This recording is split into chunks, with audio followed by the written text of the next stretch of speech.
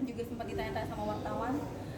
Saya di sini kalau berbicara agama itu agak privasi, walaupun gimana saya juga masih memiliki keluarga di Kalimantan yang harus saya jaga perasaan mereka. Jadi biarlah itu menjadi rahasia saya. Tapi apapun itu keputusan yang saya ambil kemarin dan hari ini saya utarakan ke hadapan media, biarlah itu menjadi keputusan yang terbaik buat kami semua, buat Bunda Rohimah, buat Mas Kiwir. Saya tahu ini berat dan terutama buat saya. Terutama buat saya sendiri ini nggak mudah. Ini keputusan terberat dalam hidup saya juga.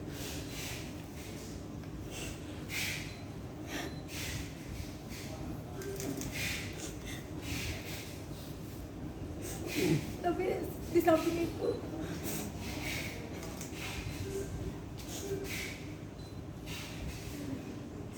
harapan saya adalah ini yang terbaik dan bisa lebih baik ke depannya dan terbaik untuk semua pihak, terutama Bunda Rohimah.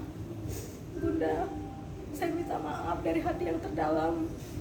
Saya minta maaf atas mungkin kekilafan yang saya lakukan, egois yang saya lakukan beberapa bulan lalu. Dan buat Mas Kiwil juga saya minta maaf.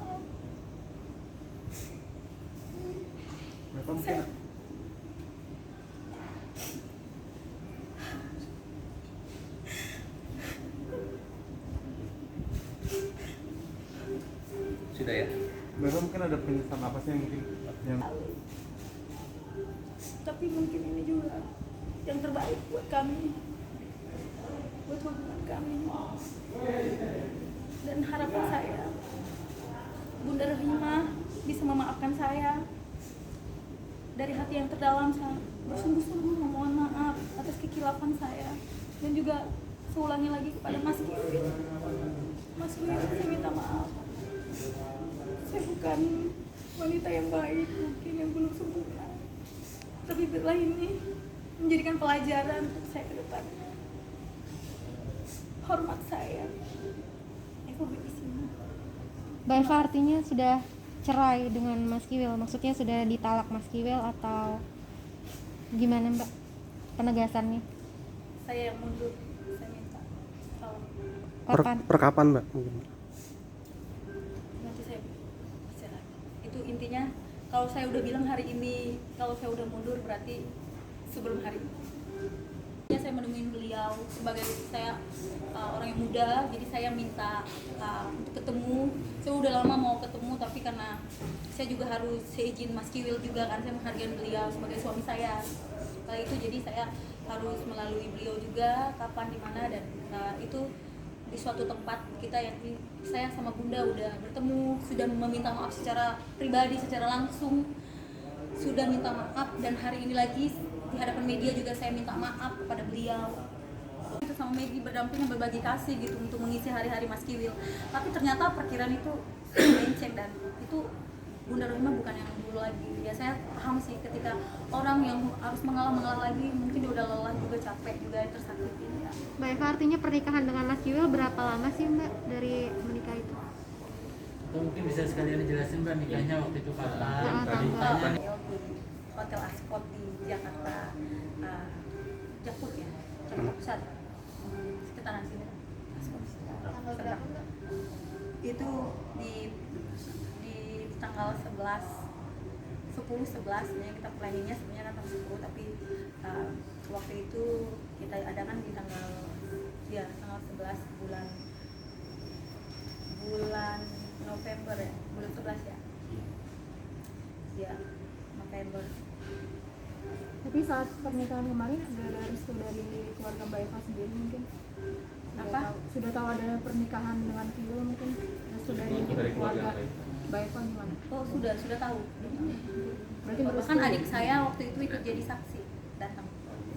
Ya, adik saya jadi saksi dan manajer saya. Karena sebenarnya keluarga juga pada mau datang dari Kalimantan karena situasinya COVID, malu orang kampung kan, fobia banget sama namanya COVID, mereka nggak berani datang. Akhirnya kita video call. Mbak Eva, ada kabar Dengan salah satu pengusaha di Kalimantan, orang Chinese dulu, tapi cerai setelah 2015 kurang lebih 4 tahun saya menikah tapi cerai.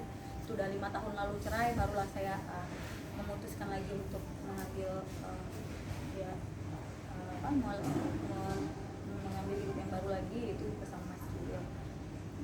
Jadi yang kemarin dibilang saya nikah sama si A, si B, si C itu saya pernah pertama sekali menikah di tahun 2011 dengan orang Pontianak. Ada Dan memiliki satu putri namanya Evelyn, seperti yang udah kalian tahu. Saya selalu bagikan bersama saya dengan putri saya, putri cantik saya yang saya kasih, saya cintai, yang saya banggakan. Nah, dia hidup saya. Dia hanya dia yang menjadi kekuatan saya saat ini. Ya, berpisah mungkin ini bukan yang pertama ya, tapi ini yang terberat karena saya juga bukan lagi hanya dikenal orang sekampung saya, tapi juga karena saya dikenal sama public figure, jadi saya dikenal orang banyak, jadi itu kayak menjadi tantangan juga menjadi beban juga. Tapi saya bersyukur apapun yang terjadi, saya selalu mensyukuri kejadian buruk baik yang saya telah lewatin dari deretan peristiwa yang saya lalui. Saya selalu bersyukur karena itu kekuatan saya, satu-satunya yang patut saya ambil hikmahnya, yaitu dengan